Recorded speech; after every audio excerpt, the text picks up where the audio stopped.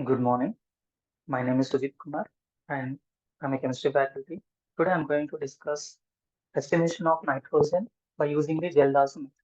So this Kjeldahl's method is one of the most important method to estimate the nitrogen in organic compound.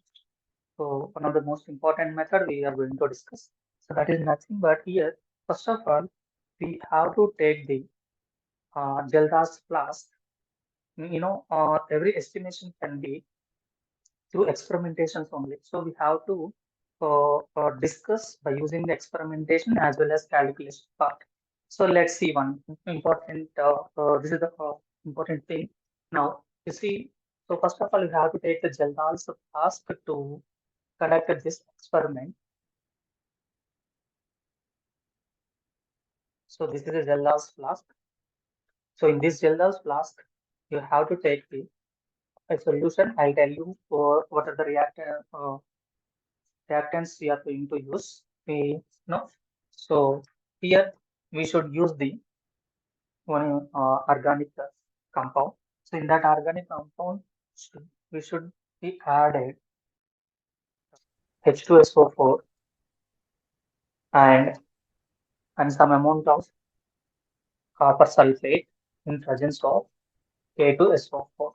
Here K2SO4 is acting as a catalyst and CuSO4 is also acting as the boiling point elevator. And this can be heated by using the Bunsen burner.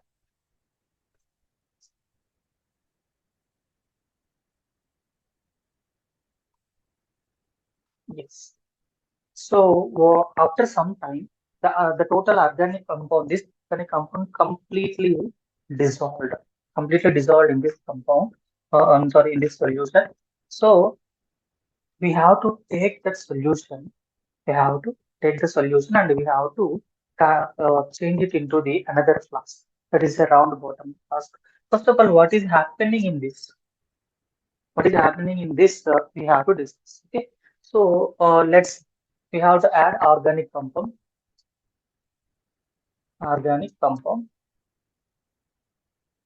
with H2SO4, with H2SO4.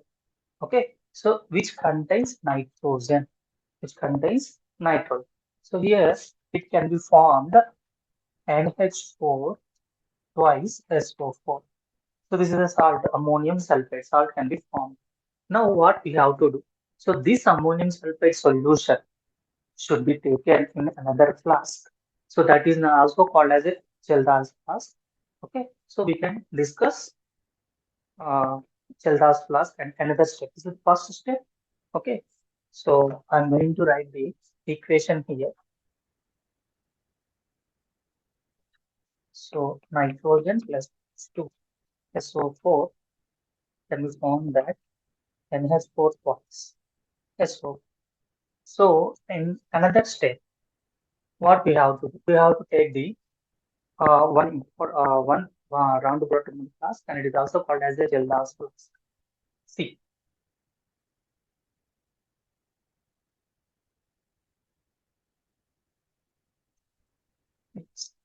so this flask already contains some amount of the NaOH, some amount of NaOH we should take because here we are going to react with this ammonium sulfate with the NaOH and we are trying to make ammonia. For estimation of nitrogen, we are trying to make the ammonia. So what is happening here? NaOH and NH4 twice SO. So NH4 twice SO4 plus NaOH, you will get NH3 and Na2SO4 plus H2. So here NH3 is very important. So complete organic compound. So this is organic compound. So the complete organic compound which contains nitrogen is converted into ammonia. This is our second step. Okay. Coming to the third step. So this, we are already discussed here, nitrogen can be formed, right? I'm sorry, ammonia can be formed. So, so this ammonia gas can be passed into a conical flask.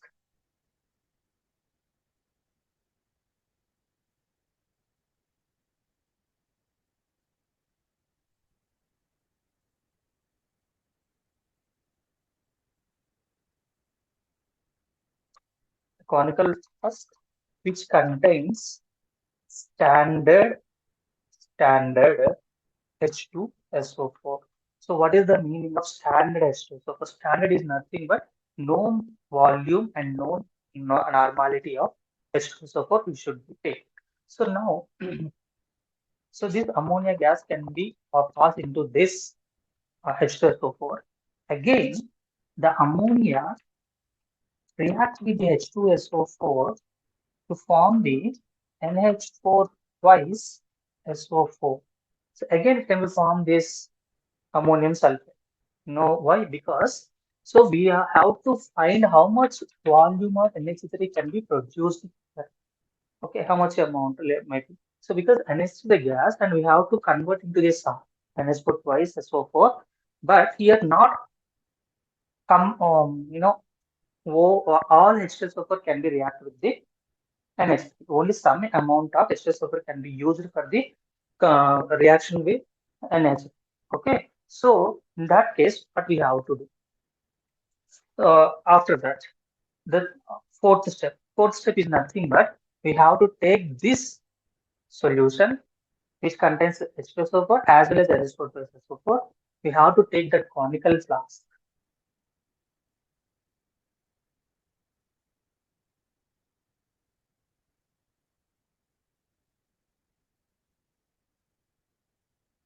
Have to take the conical flask and we have to do the back titration. We have to do back titration. Now actually it contains two solutions. So what are those? NH4 twice SO4 and H2SO4. So by using a burette,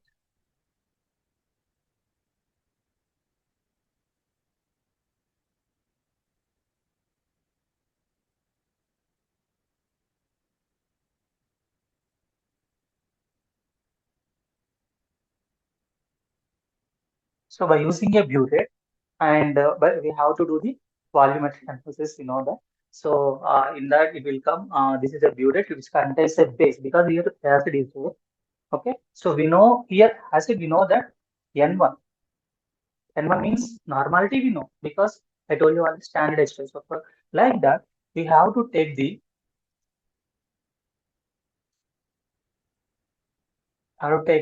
standard standard NaOH.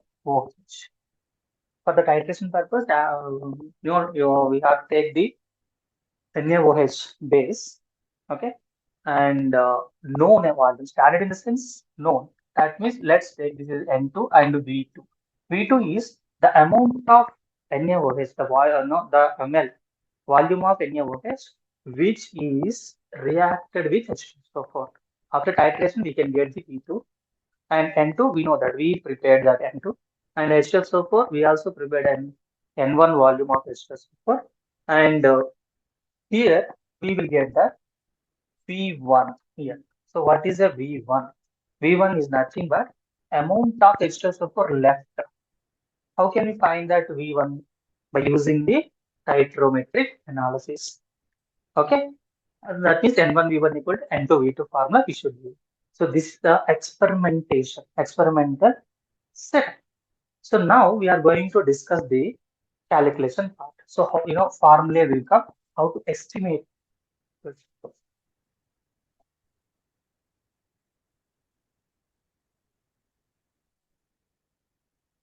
Okay, let's see. So calculations part.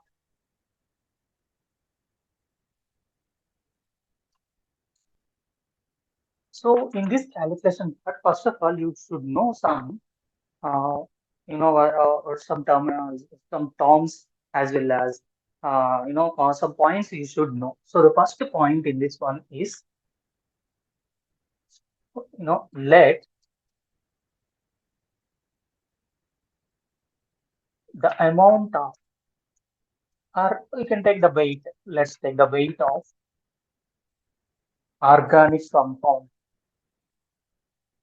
You should take the known amount of organic compound. Means let's take a 5.5 grams or 2 grams, 3 grams, like that you should take. But you should know before only.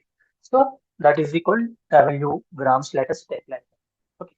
And the second point is, what is standard? Standard H2SO4.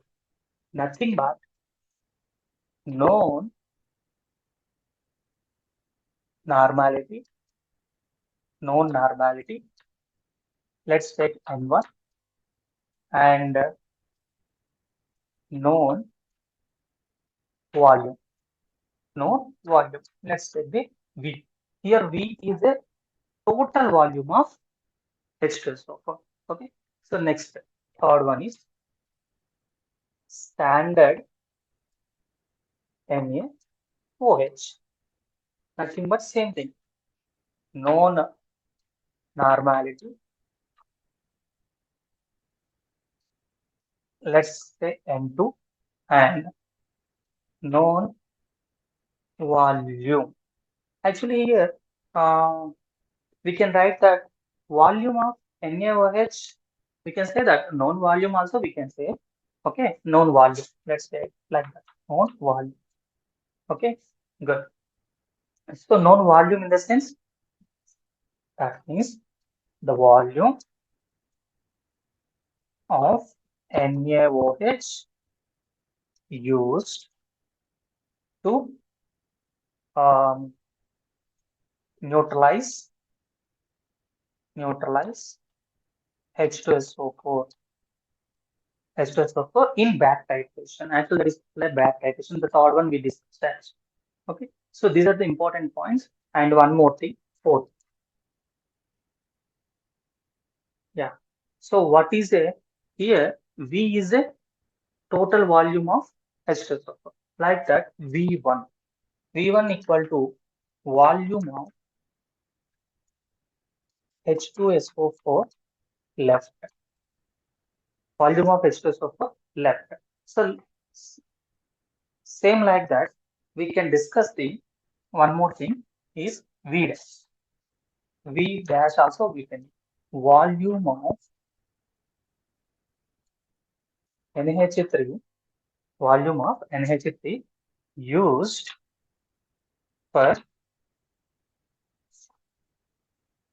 titration, or used for the reaction with NH3 ammonia. So these are the very, very important points you should know.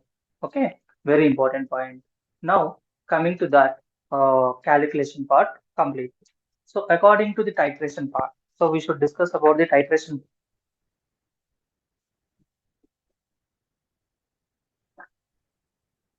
So from the back titration, the third step, from back titration, we can get the V1 volume. That means volume of H2SO4 left we can get. How? So in titration part, always you should take the N1 V1 equal to N2 V2. N1 V1 equal to N2 V2. So let's take that by using this V1 equal to N2 V2 divided by N. Here, what is N1? The normality of H2SO4. Okay. What is N2? Normality of NaOH. V2 is volume used for the neutralize the H2SO4. That is NaOH volume we can take. And N1 is, we discussed already, N1 is the normality of H2SO4. So this is, by using this we can find out the V1 volume. Okay. So this is one part. One part. Coming to the estimation, V1 is the volume of, remember, V1 is the volume of esters of the left after reaction of NH3 to the NH3 with H2SO4, some amount of H2SO4 left, we can find out. Now, what is the volume of H2SO4 used? That means let's take V dash. That is equal total volume. From the total volume, if you remove the V1, we can get the V dash. Okay. So V minus V1. So this is the very important thing. How much H2SO4 will be used here? By using this, we can get. Okay. Remember this point. Now we are going to discuss the next part of this method is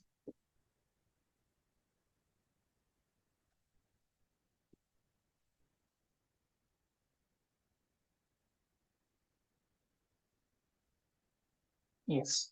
So next part of this method is equivalence of normality. And here you should know two important formula.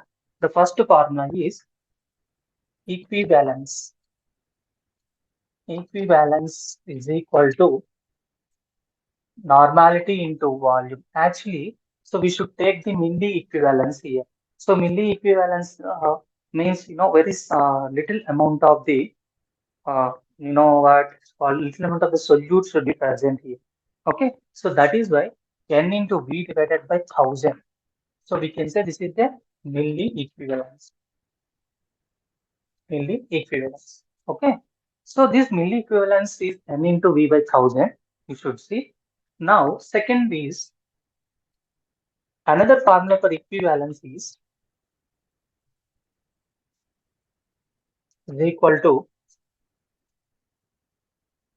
weight of weight of substance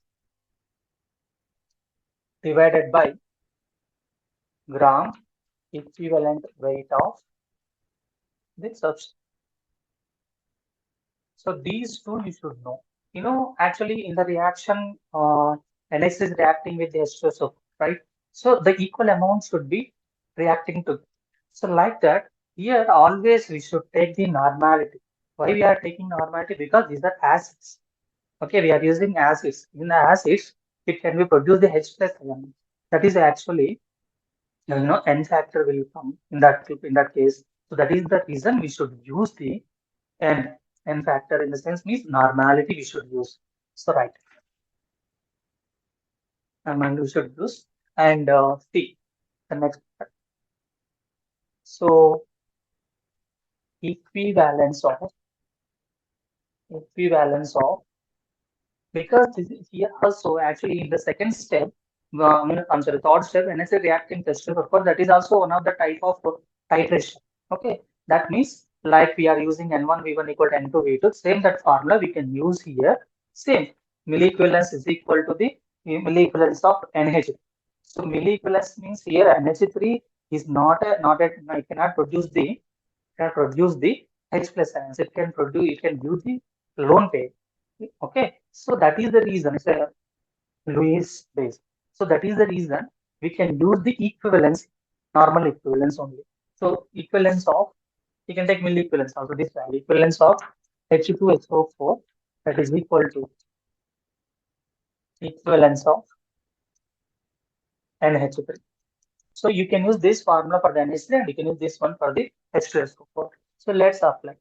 So here H2SO4 is normality is N1 into V. Here V we should take the how much volume will be used because here NH3 we are taking that. So that's why what will come V dash will. So V dash divided by 1000 that is equal to equivalence is weight of the substance. Weight of the substance in the sense, we know that weight of the just you can take that weight of NH3. We don't know. We have to find out this weight of NH3 divided by equivalent weight. Gram equivalent weight of the substance, gram equivalent weight of the NH3 is 17 only. Because N factor here, there is no H plus ions or OH minus ion releasing, but one lone pair was there. So that's why you can take the one as. So that is the reason gram equivalent of the substance can be gram equivalent weight of NH3 you should take. So now you can take this one to this side. So you can write weight of NH3 is equal to N1 into V dash into gram equivalent weight of NH3. Actually, gram equivalent weight of NH3 is 17 only. We can take directly 17 also. So divided by 1000. So here what we found, it is nothing but weight of the NH3. I told you how to find V dash. By using N1 V1, we can find out the V dash. Here N1 V1 equal to N2 V2, we can get the V1 volume and V total volume will be given in the problem. By using that, we can find out. So this is a V dash. This is the very important part in the calculation. So this is NH3. So according to stoichiometry, we know that 1 mole of NH3, that means total 17 grams of NH3 contains how many grams of nitrogen? 14 grams of nitrogen. So by using this, by finding the weight of NH3, we can find the weight of nitrogen. Such a very simple calculations will become here. So you know that 17 grams of NH3 contains 14 grams of 14 grams of nitrogen. Right. But here we got the weight of NH3 we got here. This is the weight of NH3. Right. So N1 into V dash into, let's take 70 because ceramic lot is 70 divided by 1000. That is contains how much grams of nitrogen? You should find out. So weight of nitrogen is equal to cross multiplication by these two. Actually, weight of nitrogen into 70 we should take, and I am going to write it directly. I hope you can understand. So N1, I'm sorry, N1 into V dash into 17 into 15 divided by 1000 into 17. So 17 can be cancelled. Here, weight. I hope you right. Weight of nitrogen is equal to N1 into V dash into 14 divided by 1000. So this is the weight of nitrogen. Okay. So but we have to find out the percentage of nitrogen in the organic compound. So very simple. Now we can find out, how can we find the percentage? The given amount divided by total amount into 100. That is the percentage. Here this is the given amount, means we calculated that nitrogen. And what is the total amount? Total amount of the total weight of the organic compound. Okay. So right. So percentage of nitrogen is equal to weight of nitrogen divided by weight of organic compound into 100. So this is the part. So percentage of, apply this weight of N here, N1 into V dash into 14 divided by 1000 divided by weight. Weight of organic compound is, means this is the weight of nitrogen. So total divided by one weight of organic compound. So I told you in the first step is W grams total into 100. Okay. So we know that W by 1 we can take. So this ratio can be reciprocal when we take that, right? So percentage of nitrogen is equal to N1 V dash into 14 divided by 1000 into W into 100. Actually, you can take this is a formula, or you can calculate this like this. So 0 to 0 cancel, you can take. So now by 10 is there 1.4 you can take. So percentage of nitrogen is equal to N1 into V dash into 1.4 divided by delta U. So I told you this is the Kjeldahl's method for the estimation of nitrogen, percentage of nitrogen. And here N1 is the normality of acid, normality of acid, and V dash is the volume of acid used for the for the titration of NH3 and for the reaction of NH3. And you can take like this. Here again, you don't take the 100 because after calculation only we got this one, right? So this is Kjeldahl's method, my dear students. Thank you so much.